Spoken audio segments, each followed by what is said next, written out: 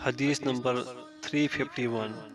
رویفع بن ثابت رضی اللہ عنہ بیان کرتے ہیں، رسول اللہ صلی اللہ علیہ وسلم نے مجھے فرمایا، رویفع شاید میرے بعد تمہاری عمر دراز ہو جائے، لوگوں کو بتا دینا کہ جس نے اپنی داڑھی کو گرہ دی یا گلے میں تانت ڈالی یا جانور کی لید یا ہڈی سے استنجا کیا تو محمد صلی اللہ علیہ وسلم اس سے بری ہیں۔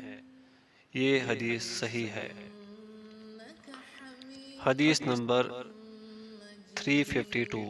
ابو ہریرہ رضی اللہ عنہ بیان کرتے ہیں، رسول اللہ صلی اللہ علیہ وسلم نے فرمایا، جو شخص سرما لگائے تو وہ طاق عدد میں لگائے، جس نے ایسے کیا اس نے اچھا کیا، اور جس نے ایسے نہ کیا تو کوئی حرج نہیں۔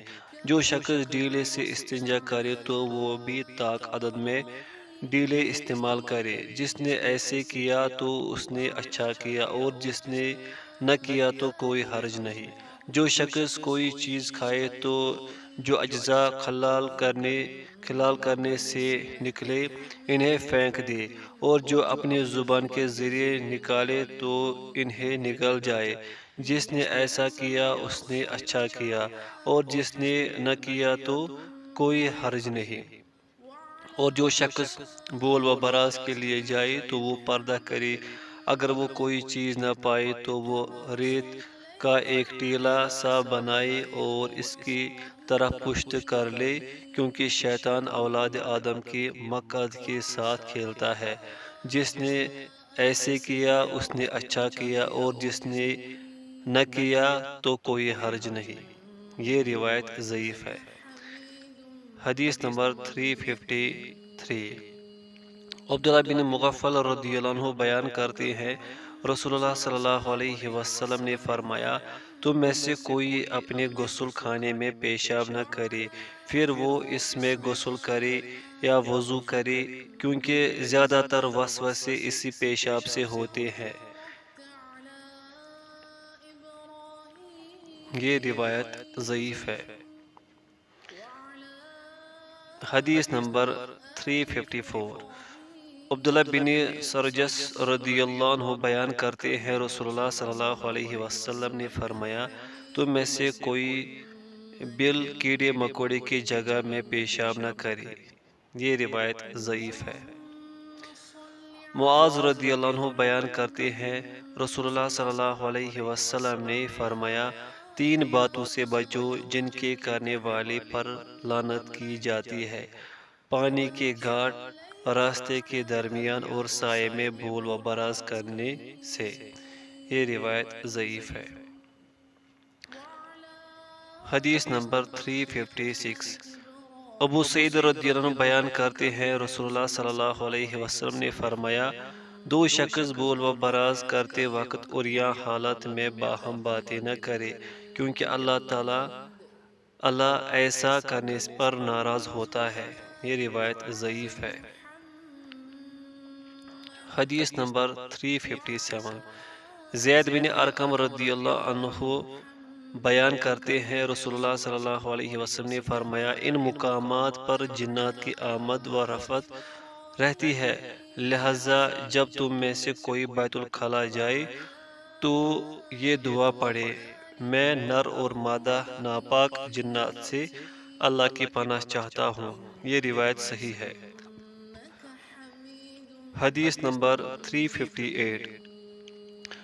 علی رضی اللہ عنہ بیان کرتے ہیں، رسول اللہ صلی اللہ علیہ وسلم نے فرمایا، جب ان میں سے کوئی بیت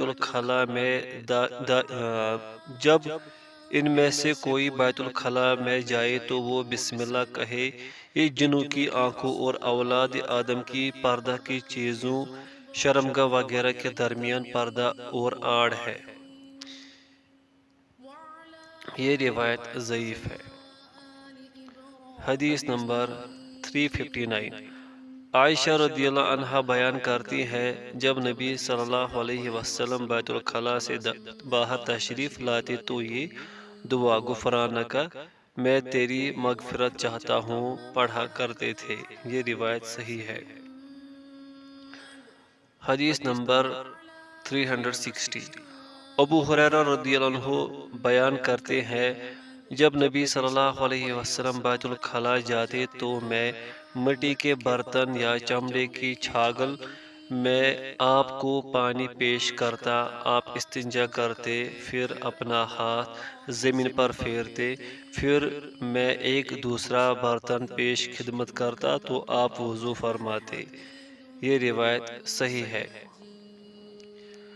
حدیث نمبر 361، حکم بن سفیان رضی اللہ عنہ بیان کرتے ہیں جب نبی صلی اللہ علیہ وسلم پیشاب کرتے تو وضو فرماتے اور اپنی شرمگاہ پر پانی کی چھینٹے مارتے تھے۔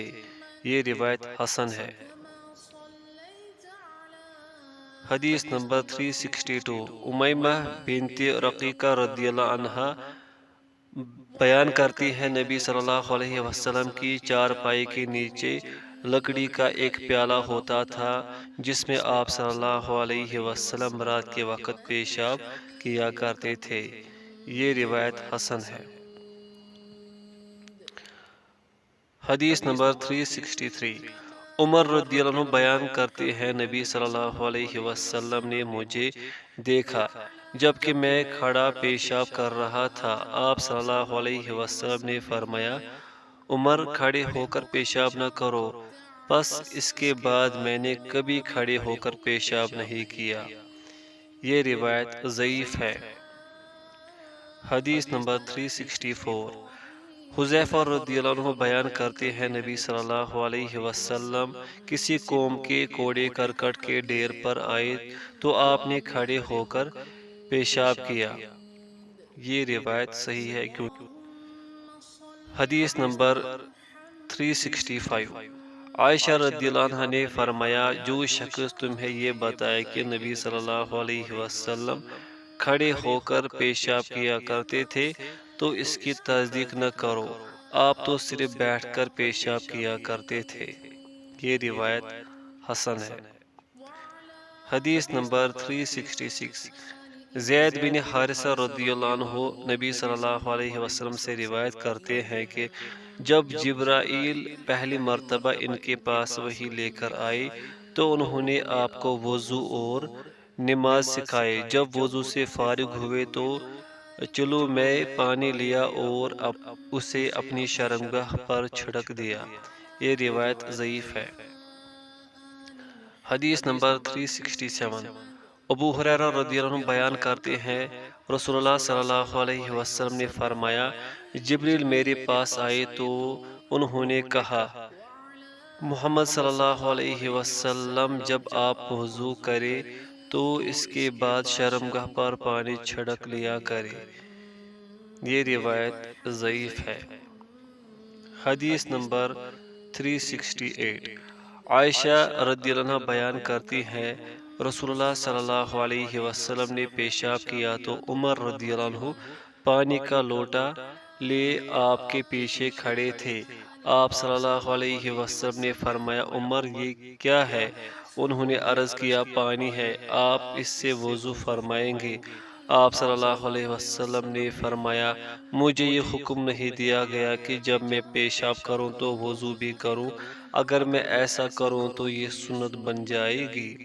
یہ روایت ضعیف ہے۔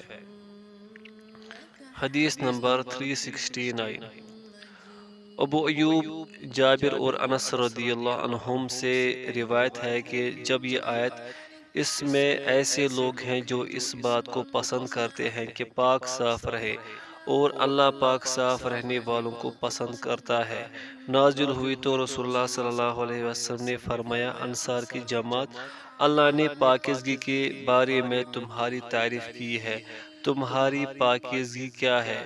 انہوں نے عرض کیا، ہم ہر نماز کے لیے وضو کرتے ہیں، غسل جنابت کرتے ہیں اور پانی سے استنجا کرتے ہیں۔ تو آپ صلی اللہ علیہ وسلم نے فرمایا، پس یہی وجہ ہے چنانچہ تم اس کی پابندی کرو۔ اس کی سند حسن ہے۔ حدیث نمبر 370، سلمان رضی اللہ عنہ بیان کرتے ہیں کسی مشرک نے ازرہ مذاق کہا، میرا خیال ہے تمہارا ساتھی رسول اللہ صلی اللہ علیہ وسلم تمہیں بول و براز کی آداب بھی سکھاتا ہے۔ میں نے کہا ہاں بالکل ٹھیک ہے، آپ صلی اللہ علیہ وسلم نے یہی حکم دیا ہے کہ ہم بول و براز کے وقت قبلہ کی طرح منہ کرے نہ دائیں ہاتھ سے استنجا کرے، اور ہم استنجا کے لیے 3 ڈھیلوں سے کم استعمال نہ کریں اور ان میں لید اور ہڈی نہ ہو۔ اس کو مسلم نے روایت کیا ہے۔